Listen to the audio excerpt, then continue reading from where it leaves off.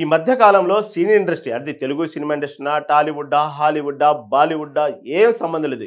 ఏ cinema release అయినటువంటి కొద్ది గంటల్లోనే మన మొబైల్లో ప్రత్యక్షం అవడం అనేది ఈ మధ్యన సినీ ఇండస్ట్రీ నిర్మాతలకు తలలు పట్టుకునేంత పని అయిపోయింది. అసలు ఇది ఎలా జరుగుతుంది? ఎక్కడి నుంచి ఈ విధంగా వస్తుంది? ఎందుకంటే ఈ మధ్యకాలంలో మనం చూసాం, రిలీజ్ అయినటువంటి కొద్ది గంటల్లోనే ఏదో ఒక వెబ్సైట్లో ప్రత్యక్షం అవుతా ఉంటాయి సినిమాలు. అది కూడా ఎలా? థియేటర్కి తన్నే విధంగా హెచ్డి క్వాలిటీతో మన ఫోన్లో ప్రత్యక్షం అవుతూ ఉంటాయి కొత్త సినిమాలు.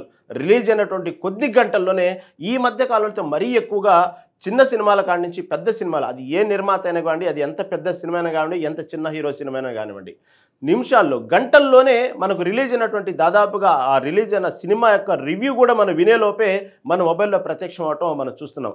రిలీజ్ కాదు కదా, రిలీజ్కి ముందు కూడా ప్రత్యక్షమైన సందర్భాలు మనం చూసాం హెచ్డి క్వాలిటీతో. అలాగే రిలీజ్ అయిన రోజున మనం ప్రయాణించేటువంటి ట్రావెల్స్ బస్సులో కూడా డైరెక్ట్గానే సినిమా వేయటం కూడా, సినిమాలు చూడటం కూడా మనం అనేకటువంటి వీడియోల్లో మొబైల్స్లో మనం చూసాం, వార్తల్లో కూడా చూసాం. ఇది ఎలా సాధ్యం? అసలు ఈ విధంగా రిలీజ్ అయినటువంటి కొద్ది గంటల్లోనే రిలీజ్ కాకముందు కూడా రిలీజ్ అయినటువంటి సినిమాలు ఉన్నాయి మన మొబైల్స్లో. ఈ విధంగా ఉన్నప్పుడు కొన్ని కోట్లు ఖర్చు పెట్టి 24 క్రాఫ్ట్స్ కష్టపడి రాత్రనక పగలనక కష్టపడి ఈ విధంగా నిర్మాతలు దాని మీద వాళ్ళ జీవితాలు, వాళ్ళ ఫలం మొత్తం తాకట్టు పెట్టి ఉన్న సర్వస్వం అన్నీ కూడా అంటే ఆస్తులు కానివ్వండి, వాళ్ళ ఇంట్లో ఉన్న బంగారం కానివ్వండి అన్నీ తాకట్టు పెట్టి దగ్గర మనం బయట ఎక్కడైనా వడ్డీలకు డబ్బులు అడిగితే మినిమం వడ్డీలు ₹2, ₹2 కానీ ₹5 అడుగుతారు. కానీ ఇండస్ట్రీ బయట సంబంధించినటువంటి అప్పు తెచ్చి నిర్మాతలు సినిమా తీసేవి దాదాపుగా అవి చాలా ఇంకా మనం ఊహించలేము. అది ఒక్కసారి ₹10, ₹20 కూడా ఉండిద్ది అనమాట.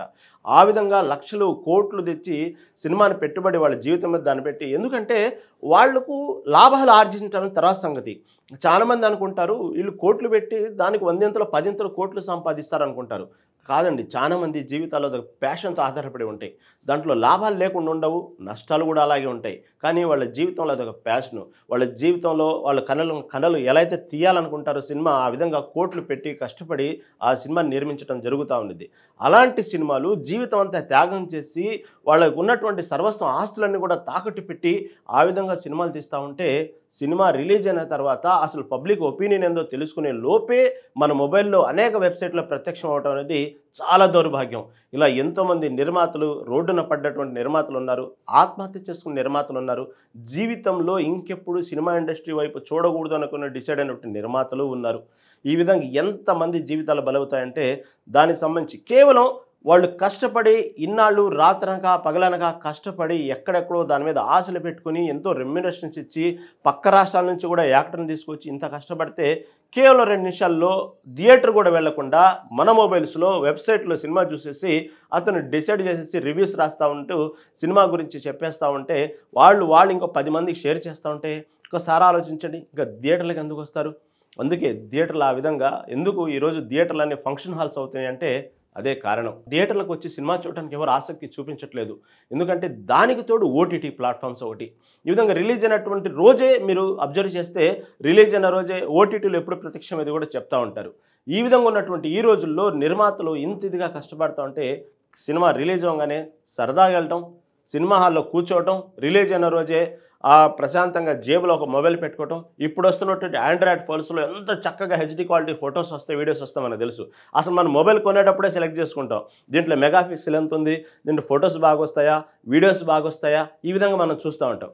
అలాంటి దాని తగ్గట్టే కంపెనీలు కూడా మన కస్టమర్ యొక్క టేస్ట్ని బట్టి రకరకాలుగా ఈ మధ్యలో మొబైల్ ఫోన్స్ వస్తూ ఉన్నాయి. ఎంత హెచ్డి క్వాలిటీ అంటే మనం మైండ్ బ్లోయింగ్ అయ్యేటువంటి హెచ్డి క్వాలిటీస్ మన మొబైల్స్ మనకు అందుబాటులో ఉన్నాయి.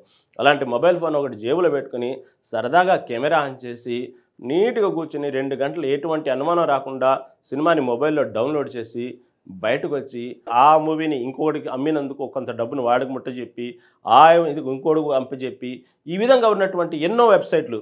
దాంట్లో ప్రధానమైనది ఐబొమ్మ, మనందరికీ తెలిసిందే. ఎవరైనా సరే మూవీ ఎలా ఉందంటే అప్పుడు చాలామంది ఎందుకు నేను ఐబొమ్మలో చూసేసాను, పెద్ద బాగుందో లేకపోతే బాగలేదో ఇలా రివ్యూస్ ఇచ్చేస్తూ ఉంటారు. ఎక్కడ చూస్తారో ఎంతలోనే మూవీస్ టికెట్స్ దొరకట్లేదు అంటే ఐబొమ్మలో చూసేసాను. ఐబొమ్మ అనేది ఎంత ఈజీ అయిపోయిందంటే దాదాపుగా స్టూడెంట్స్ కాదు కదా, ఇళ్లలో గృహిణులు కూడా ఐబొమ్మ అనే పేరు అలవాటు అయిపోయిందంటే అర్థం చేసుకోండి. ప్రతి వాళ్ళు ఐబొమ్మని సెర్చ్ చేయటం, కొత్తగా రిలీజ్ అయిన సినిమాని గంటల్లో చూడటం, అది మంచి క్వాలిటీ హెచ్డి క్వాలిటీలో చూడటం. ఎందుకు పదే మీకు హెచ్డి క్వాలిటీ అంటున్నానంటే నేను గతంలో చూసేటువంటి సినిమాలు ఇదే విధంగా ఎవరైనా పైరసీ చేస్తే ఆ సినిమా చూస్తున్నప్పుడు కలిగేటువంటి అనుభూతి థియేటర్కి వెళ్ళి చూసేటువంటి అనుభూతి కొంచెం తేడా ఉండేది. దాన్ని బట్టి లేదులే కొన్నాళ్ళకి ఇసుగుబుట్టి థియేటర్కి వెళ్ళి చూస్తేనే ఆ క్వాలిటీ అదంతా అనుభూతి ఎంజాయ్ చేయొచ్చు అనుకునేవాళ్ళు. కానీ ఇప్పుడు కేవలం మన థియేటర్లో ఏ విధంగా చూస్తున్నామో అంతే హెచ్డి క్వాలిటీతో ఇప్పుడు మా మొబైల్స్లో వస్తున్నాయి. అంటే ఐబొమ్మ అనేది అందరి నోళ్ళలో ఇలాంటి చాలా ఉన్నాయి వెబ్సైట్లు. కానీ ప్రధానంగా ఐబొమ్మని ఇప్పుడు ఎందుకు దీని గురించి మాట్లాడుతున్నారంటే ఈ ఐబొమ్మ చేసేటువంటి పైరసీ అంతా ఇంత కాదు. ఒక సినీ ఇండస్ట్రీ నిర్మాతలే బయటకు వచ్చి దాదాపుగా ఈ 5 ఏళ్లలో 25,000 కోట్లు నష్టపోయామంటే ఇక అర్థం చేసుకోండి. వాళ్ళు అంత ఇదిగా ఓపెన్గా చెప్తున్నారంటే అన్ని వేల కోట్లు అనేది అంతమందిని అంత నష్టపరిచింది ఎవరంటే ఐబొమ్మని చెప్తున్నారు. ఇటీవలి కాలంలో దానికి సంబంధించినటువంటి ఏదైతే సిపి ఆనంద్ దాని గురించి పట్టుకొని ఎవరైతే పైరసీకి పాల్పడుతున్నారో వాళ్ళందరినీ పట్టుకొని తీగలాగితే డొంకంతా కదిలింది. కానీ ఆ సమయంలో ఎవరైతే ఐబొమ్మ నిర్వాహకుడు రవి ఉన్నారో అతను మాత్రం పట్టుకోవడం సాధ్యం కాలేదు. ఎక్కడైనా సరే పట్టుకుంటామన్నారు, అది మాత్రం సాధ్యం కాలేదు. దేశ విదేశాల్లో అన్నారు, అది సాధ్యం కాలేదు.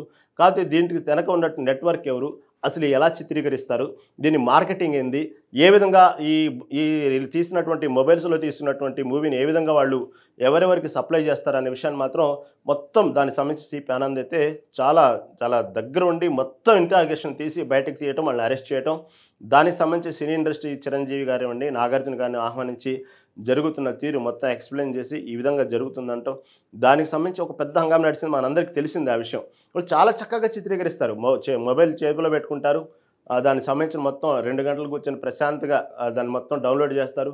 ఇప్పుడు వచ్చినటువంటి కొత్త టెక్నాలజీ కేవలం మొబైల్ జేబులోనే పెట్టుకోవాల్సిన అవసరం లేదు.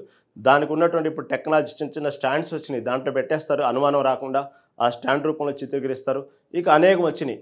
అలా వచ్చినప్పుడు ఎప్పుడైతే ఒక థియేటర్లో ప్రతి సినిమాకి వచ్చిన టెక్నాలజీ ఏదైతే ఉందో ఆ థియేటర్కి సంబంధించినటువంటి మూవీ రిలీజ్ అయినప్పుడు ఆ మూవీకి సంబంధించిన ఒక బార్ కోడ్ ఏర్పాటు చేయడం జరిగింది.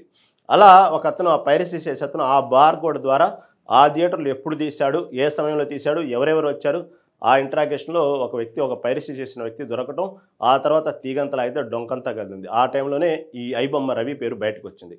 ఐబొమ్మ రవి డైరెక్ట్గానే పోలీసులకు ఛాలెంజ్ చేశారు, మీరు నన్నేమి చేయలేరు, నేను గనక తలుచుకుంటే మీ జీవితాలే తారుమారైపోతాయి, నా దగ్గర అన్ని సాక్ష్యాధారాలు ఉన్నాయి, మీరు నన్నేమి పీకలేరు అన్న పొజిషన్లో మాట్లాడినట్టు రవిని అరెస్ట్ చేసిన క్రమంలో ఇప్పుడు గతంలో చెప్పినట్టుగానే రవికుమార్ దగ్గర ఏ సాక్ష్యాధారాలు ఉన్నాయి, ఒకవేళ రవి కనుక నోరిపితే ఎవరెవరి జీవితాలు తారుమారైపోతాయి, దీని వెనక పెద్ద మనుషులు ఎవరున్నారు, పెద్ద హస్తాలు ఎక్కడున్నాయి, ఎందుకంటే ఇది చిన్న మాఫియా కాదు కదా, వేల లక్షల కోట్ల మాఫియా.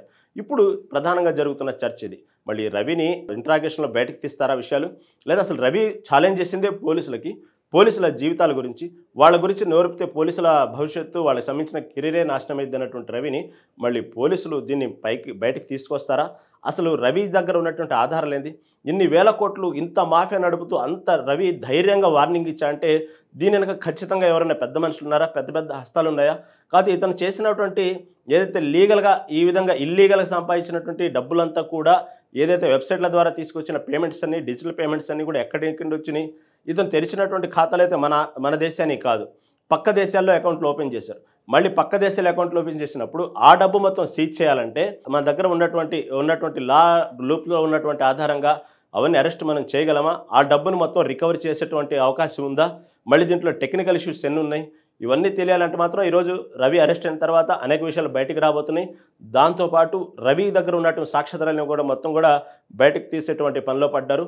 మళ్ళీ రవి మాత్రం ఛాలెంజ్ చేసినటువంటి తరుణంలో ఎట్టకేలకు పోలీసులు అయితే సక్సెస్ అయ్యారు, అతను అయితే అరెస్ట్ చేశారు.